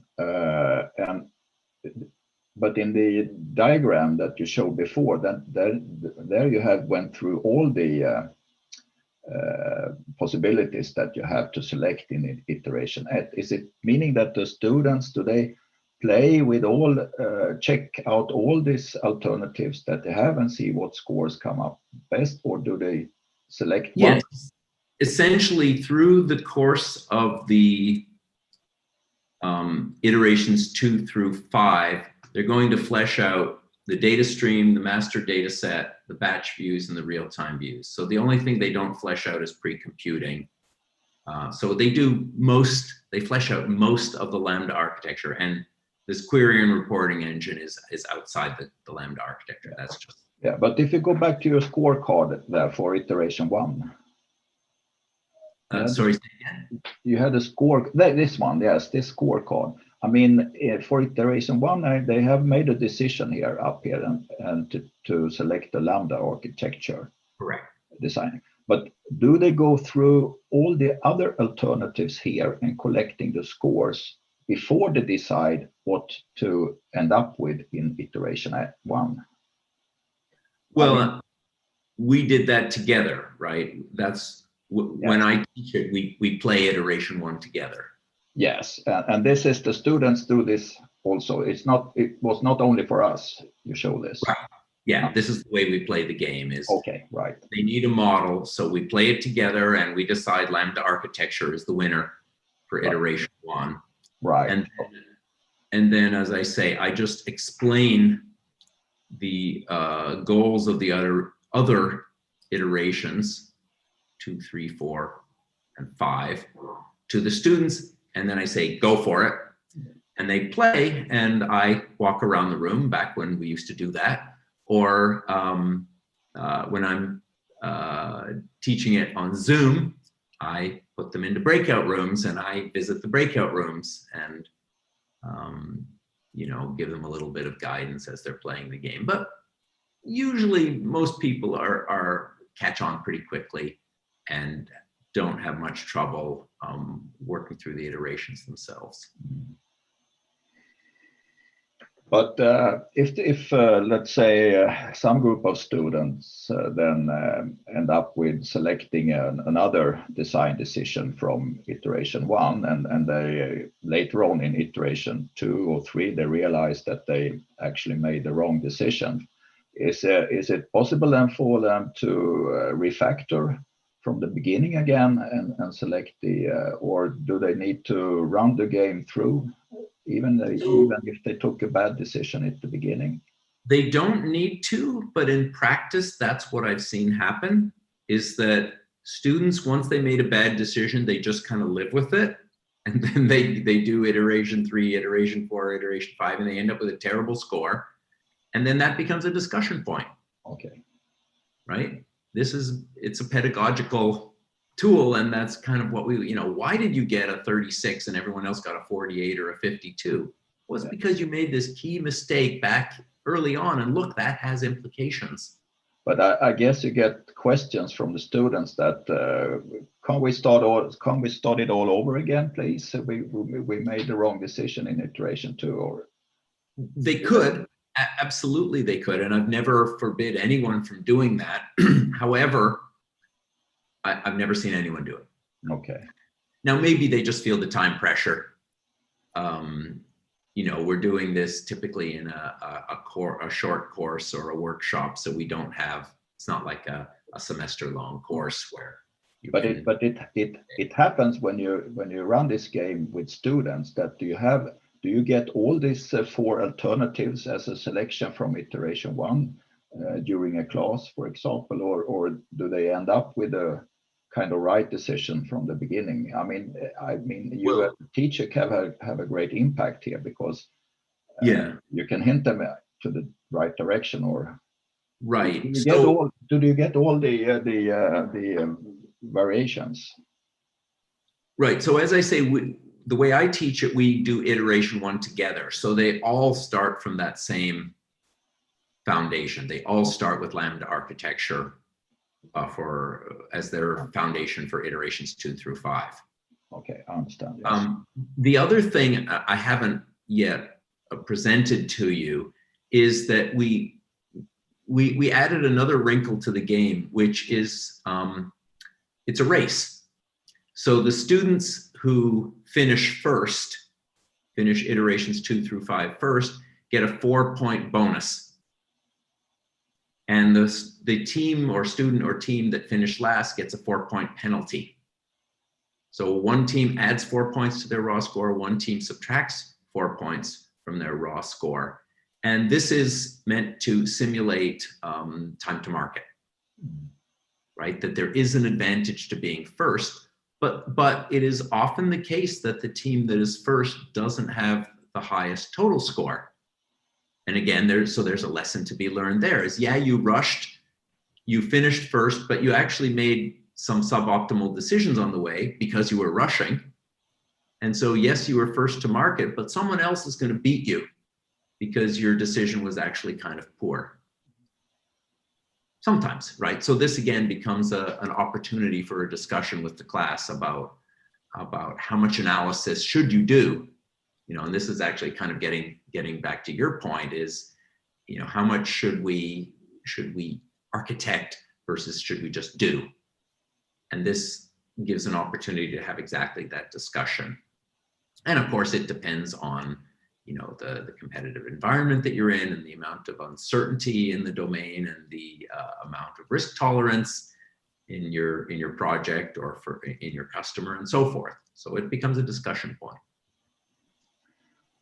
Right. Last question. If yesterday we had a workshop concerning Essence. I recognize some of the members here. Bastian was there yesterday, and maybe some else were there also. And you know, the Essence framework is actually a framework for it's an agnostic framework concerning methods, but it's an environment for trying to explain practices. And what I see is that your AD&D method that you call it here would probably fit in as a practice in trying to describe your method in the Essence framework. Is this something that you have been trying to do or been around? I'm not familiar with the framework, so I don't know. You know about actually the Essence framework is a kind of ontology. I mean, it's a kind of way to scientifically be able to discuss software engineering practices and guidelines and such things. So and the thing that is that if you, for example, if you go into the Essence framework nowadays, there is an architecture practice there, trying to describe on a very high level, abstract level, what architecture is about. And as an instantiation of that thought could be this AD&D, and it would be interesting to see it as an but okay, but you haven't been into that. Maybe that's some future work to be done if it's. I should look into it. Yeah. Okay, I'm done. Thank you. Okay. I have one more question. Sure. Go ahead. If you use it like in multiple iterations, do you always use the same driving settings, or is there some communication between your participants about what worked well last year, what's going to work well this year, so that you have to iterate the game setting from time to time, or do you always do it with the same setting and it evolves very well? Yeah, so I've never tried to play the game twice with the same set of students. Okay. But we do have, as I say, 3 different games. So yeah. This was the big data game. We have an IoT game and we have a machine learning game, which involve different sets of design concepts. So I would have to think, and this maybe gets back to the earlier question about, well, maybe we should choose a different reference architecture in iteration 1 and have a different game scenario. From our perspective, the way we've used the game is as a gentle introduction to ADD, and then we switch gears and actually teach ADD in more detail and use an extended story, really an extended case study to motivate walking through ADD in much more detail and actually making design decisions and building an architecture in much more detail than this. So the game is a stepping stone to a deeper dive into architecture design. So as I say, never played it twice with the same group of people before. I see. Okay, I have another question. Is it okay? Sure. All right. What I do at my university is that I'm a program director for our bachelor degree program in computer engineering. I'm not teaching the architecture courses, so I'm just looking into it to see if this is something that I should try to emphasize to put into the program. But when you run your course and when you run this game, how mature are your students in software engineering? Where do you mean? Is it in year 1, year 2, year 3, 4, 5, or? Yeah. So I recommend teaching architecture design no earlier than the 4th year of an undergraduate degree. And even then it's tough. It's tough because the students don't have enough breadth of experience to often appreciate the kinds of issues that we're dealing with. So it is more successful, I think, as either a graduate course, maybe at a master's level, or as a continuing education course for people that have already been out in the field. And so probably that's the most courses that I've taught have been those continuing education courses. Yeah, I kind of second that. So I'm teaching almost only project-based courses here at our software engineering major and in a predominantly undergraduate university. That one, as a matter of fact, and I'm teaching a software engineering introduction to software engineering class in like the junior year. It's a 300 level class, which means that it's mostly sophomores and some juniors in the course. And the sophomores, they're just flailing, right? You could say. It's not their fault really, because they are barely done learning how to program. They're barely done learning, wrapping their heads around, what it means to solve problems systematically. And then you ask them to step away from the programming and go, okay, so now let's please think about requirements and architecture and things like that first. And it's some people are really successful, some people are not. I'm also teaching a requirements engineering class, which is meant for seniors. And there we talk a lot about architecture, and we talk a lot about design decisions, and we talk a lot about specifically safety implications of it, the safety requirements course, really.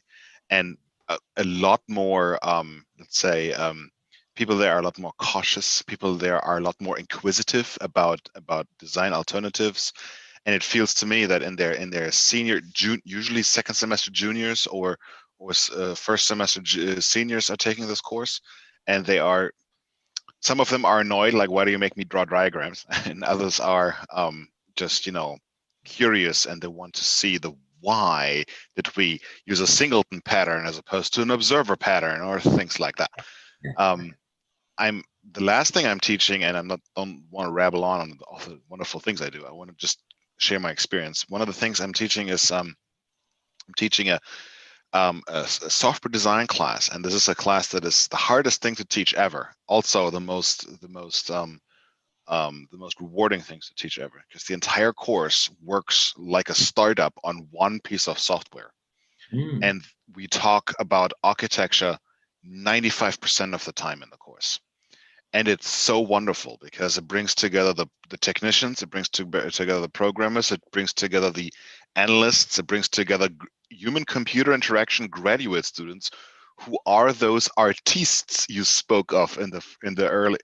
Yeah. It's wonderful. You can really see them transition from student, like, Bastian, how do you want me to do this, to Bastian, I think you're wrong. And they argue me on design choices, right? And it's wonderful. It's And that's really, they take this in their, as their graduate students, or they take this in the last semester of their undergraduate course. And that's when they're ready. They're just ready for this. And so I'm absolutely with you. Don't teach this too early. But on the other hand, we definitely want to teach them a little bit about requirements, as early as possible. Sorry, I'm done rambling. No, I agree on all points. It's challenging.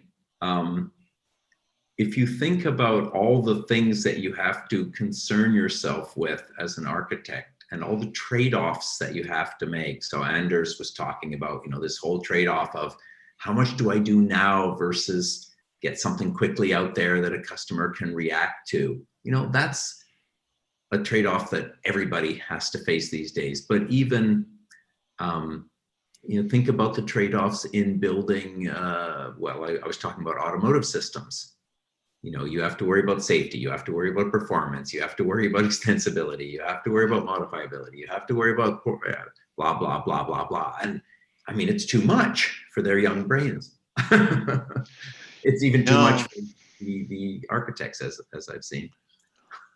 Oh yeah, it's in my experience. It is especially in the automotive industry. What happens a lot is they just they never start on the green field, right? They never do that, which understandable, right? Because if you start on the green field, you have no evidence that the choices you're making are going to be working, right? And if the choices that you make don't work, then you lose money. And especially in automotive, you lose money like by the fantastillions per millisecond, right? So it's really, they're really motivated to stick to their guns and stick to what they know.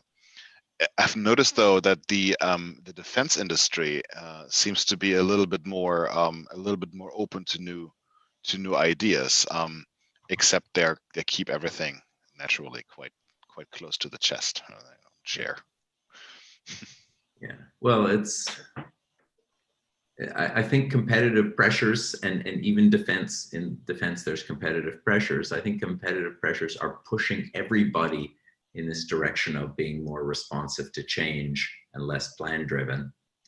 But that again is a trade-off. Yeah. And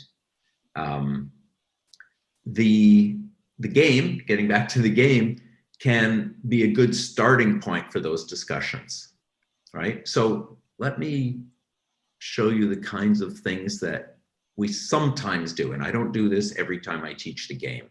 So I have these review charts where I go over the potential design decisions that you could have made. You could have chosen this, you could have chosen that. And if you did, what would the score have been and why? And even talk potentially about bonus points that we would add and why. And each of these is an opportunity for further discussion about what you chose and why and the implications of that. So, you chose column family in iteration 3. Well, the column families have to be defined up front.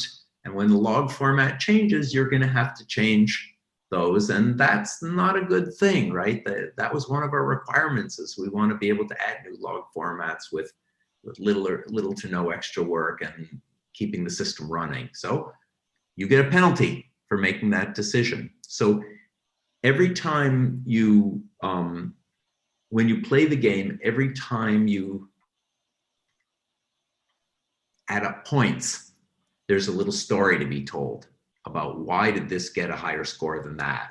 Or why is there a penalty for this? Or why do you get a bonus for that? Here's an example that I mentioned that, well, if you chose Impala in iteration 4, there's a 3-point penalty if you also selected document-oriented NoSQL database in the previous iteration. So the decisions that you make have to live in the context of the decisions that you previously made, right? So each of these is a teachable moment, and it allows you to start this conversation about design choices, but also about design trade-offs. Well, this one's a little more reliable, but that one's a little more extensible, but this one is a little bit better performing, and so forth. And what's good? Well, good is, what do your customers want? What does your boss want? Right? There is no absolute good. So get rid of that notion right now, architect. If you are, as I said, building a space probe, you're going to have a very different notion of good than if you're building a throwaway e-commerce prototype. Right? So, as I mentioned, the scores provide the opportunity for discussions about design decisions and the consequences of design decisions and how you make design decisions. Even the idea, why did this get a 3 and that one got a 2 on the performance scale? Right, that's an opportunity. How would you even know that? Well, you would have to do some prototyping. Right, so how would you do that? Well, you might fork off the trunk of your repo and do a little experiment and then fold those results back in. Or maybe if the experiment was a failed experiment, then you just abandon that path on your repo. So again, this allows you to have those kinds of discussions. And then I mentioned this issue of calculating the final score, that we have this 4-point bonus or 4-point penalty, which is the time to market bonus or penalty. And again, the discussion there is, first to market doesn't always win, frequently does not win. And so maybe,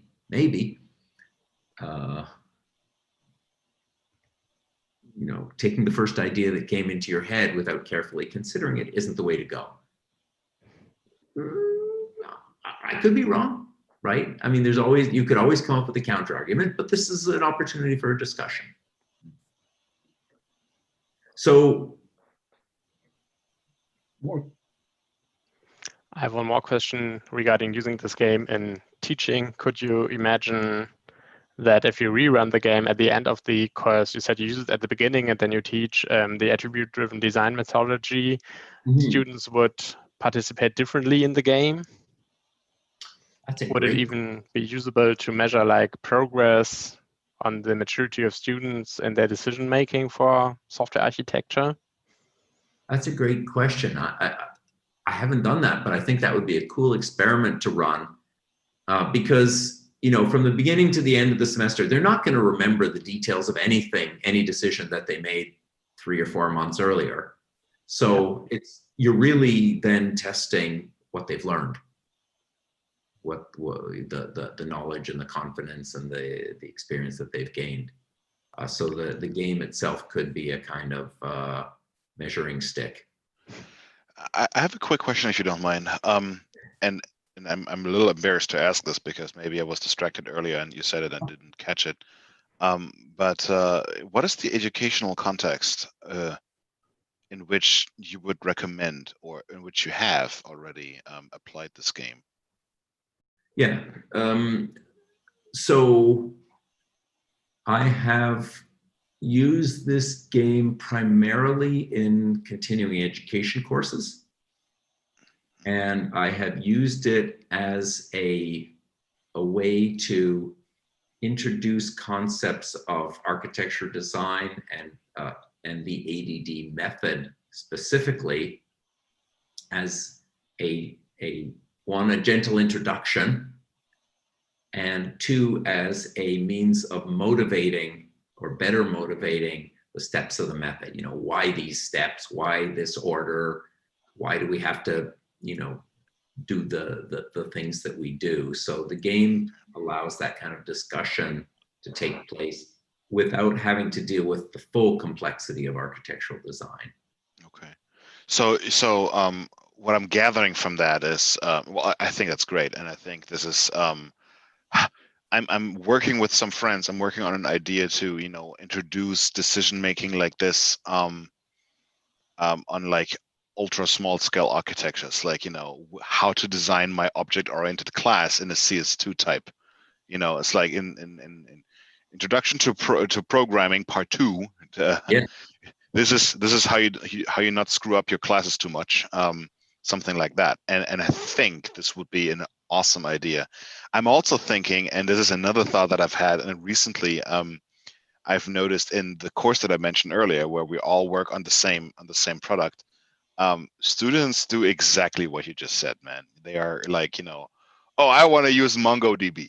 Sure, but why? Right? Or no, let's use React. Okay, great, but why? Yeah. And oh no, we should use a microservice architecture. It's like, oh, did you hear that word somewhere? I mean, Right. you know, they're not really deciding why they want to do that. And while this is fine, and you know, we instructors, we like nudge them to, you know, be more cautious with their choices and to defend their decisions and to make the engineering choices that we really want them to make. All of that is fine, but I've recently been wondering that what they don't usually do is they don't really look at the risks. You know, they don't really look at the supply chain.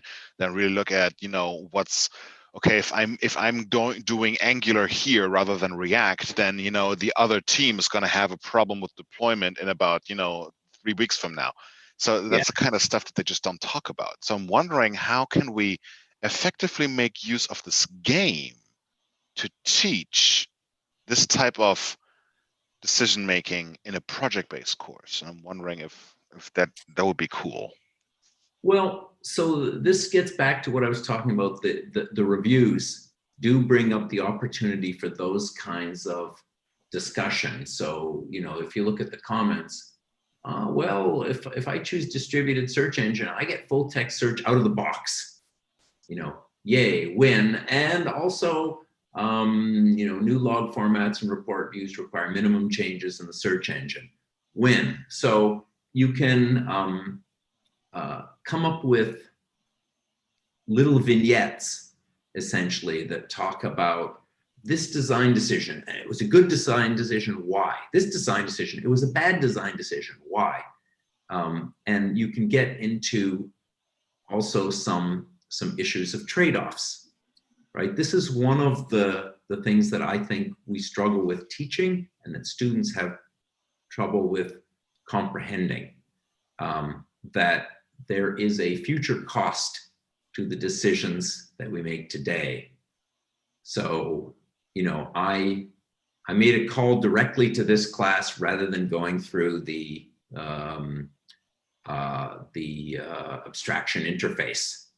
Why is that a bad thing, right? There's the class. I could see it. I could use it. It had the method I needed. I'm done, right? Well, that sort of thing is the sort of thing that, of course, we wring our hands over as instructors, like, but, if you ever want to change it in the future, and some of the things are pointing directly at the class and other things are pointing at the, you know, the bridge or the adapter or the mediator or whatever, you know, that abstraction interfaces was that you introduced, it'll be a mess. And you know, so a game, again, can build in those kinds of incentives or penalties for making the right or the wrong decision.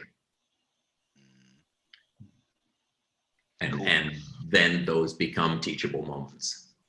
So we don't have that particular example in this game, but the game itself is really just a framework. Anyone could come up with a different game scenario and a different set of cards.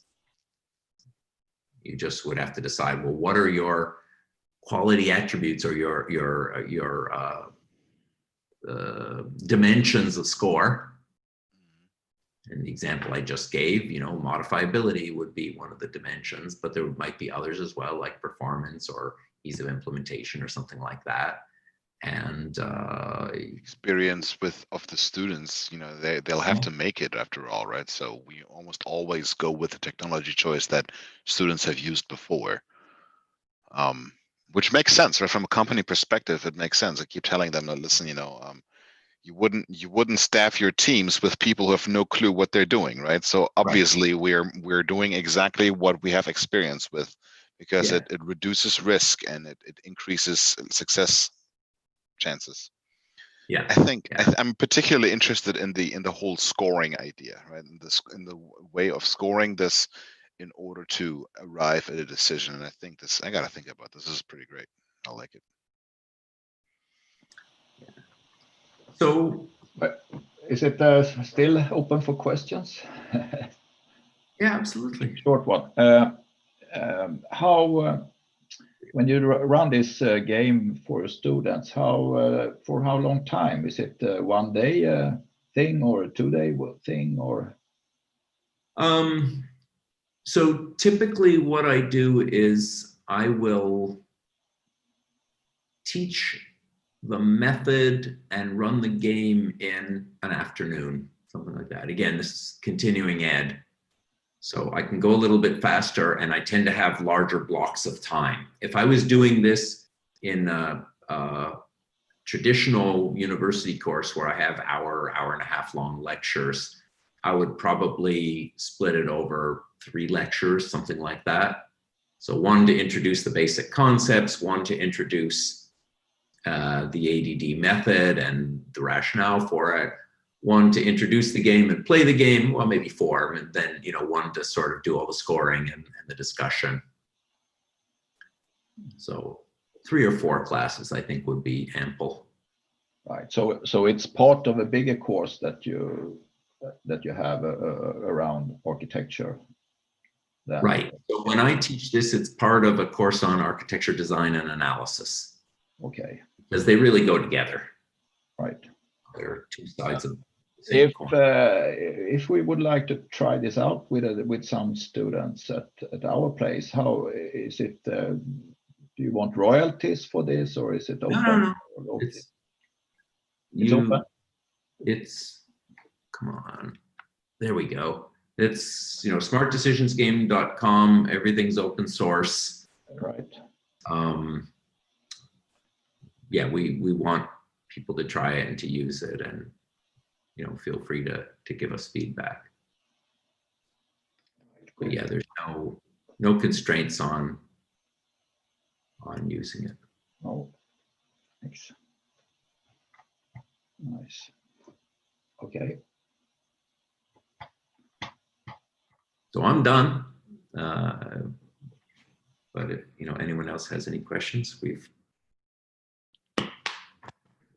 Dan's looking tired. I'm surprised you're not. Well, I'm the one talking. It's easier to stay awake when you're talking.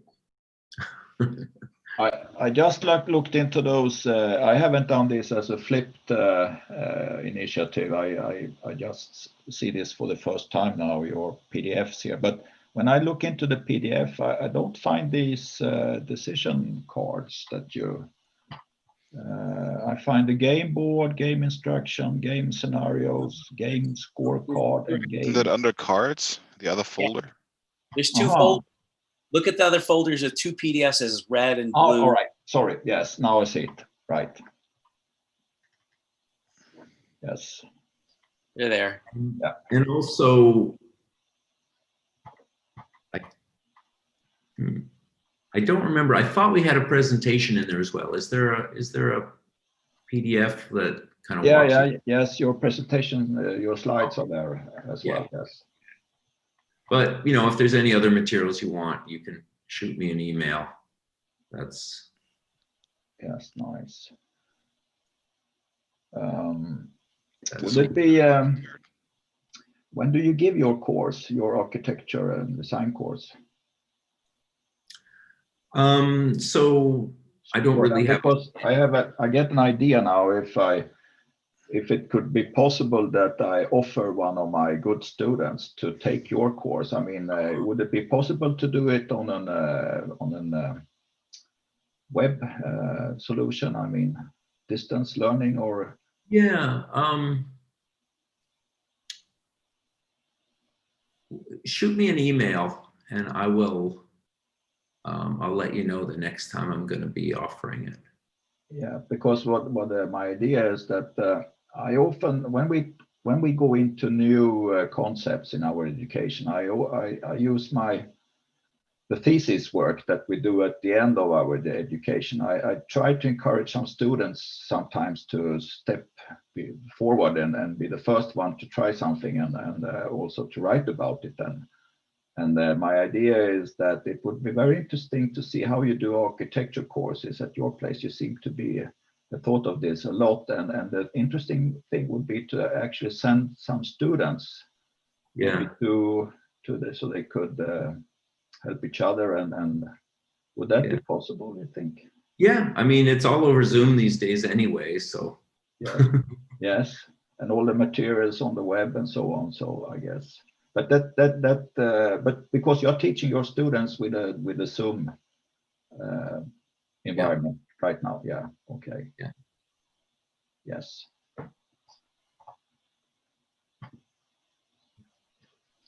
I'm done, thank you. Okay, you're welcome. Okay, well, I think we're done. Yeah, as I said, that's my email, and you know, feel free to shoot me an email if you have questions or you need some other materials. And then I will be giving a talk tomorrow, which talks not about, it talks a little bit about the game and a little bit about ADD, a couple other topics. So, you know, maybe there's some, well, there would definitely be some overlap, but there's a couple other topics that I haven't talked about, like tool support, that I'll be talking about tomorrow. That's wonderful. So does anybody have any last parting shots, parting comments for, or burning questions that they just have to get into Rick before we thank him for the session? Before we turn into pumpkins. And turn it before he and I both fall asleep. I think you gentlemen should go to sleep. I'm sure I'm going to have a million questions, and I'll bombard you with those tomorrow after the keynote of yours that I'm looking forward to very much. Excellent. Yeah, that would be a good time to continue this, perhaps, if you're interested. Well, thank you, Rick, for an enlightening session. I think there was quite a lot of interest in it, and I'm sure there'll be more to come after you tease everybody tomorrow in the keynote. Okay. Well, it's nice to meet you all virtually, and yeah, looking forward to seeing more of you tomorrow. Yes, thank you very tomorrow, much. Rick. Thank you so much, Rick. Yeah, very. Thank you. Yes. Thank you also, Dan, for chairing. Yeah, thanks. Let's call it a session. Good night, everyone, and good morning. Good Okay. night. Bye. Good Thank night. you. Bye. Bye.